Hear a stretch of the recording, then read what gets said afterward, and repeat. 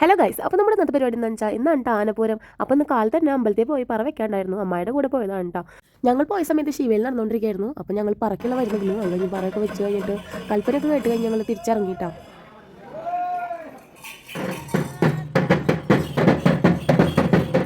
പൂരാടുന്ന കാരണം വീട്ടിൽ കുറേ റിലേറ്റീവ്സ് ഒക്കെ ഉണ്ടായിരുന്നു. അപ്പോൾ അവരുടെ ഉണ്ണികളൊക്കെ ഉണ്ടായിരുന്നു കേട്ടോ. അപ്പോൾ ഉണ്ണികളൊക്കെ കൂടിയിട്ട് കളിക്കുന്നതാണ് ഈ കാണുന്നത്. ഞങ്ങളുടെ അവിടെ നിന്ന് ആനപ്പൂരത്തിലുള്ള എഴുന്നള്ളിപ്പൊന്നും ഉണ്ടായിരുന്നില്ല കേട്ടോ. അപ്പോൾ വേറെ ടീമിൻ്റെ ഞങ്ങളുടെ വീടിൻ്റെ അതിൽ കൂടെ പോകണമെന്നാണ് കേട്ടോ ഈ കാണുന്നത്.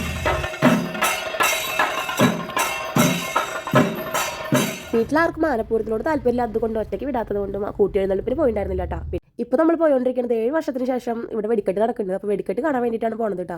8:30 കേട്ടോ വെടിക്കെട്ട് പറഞ്ഞിട്ടുണ്ടായിരുന്നത്. പക്ഷേ 8 മണിയൊക്കെ ആകുമ്പോഴേക്കും മഴ തൂളി തുടങ്ങിയപ്പോൾ അവർ വെടിക്കെട്ട് നടത്തിയിട്ട് അപ്പോൾ തന്നെ വേഗം തന്നെ വെടിക്കെട്ട് കഴിഞ്ഞു.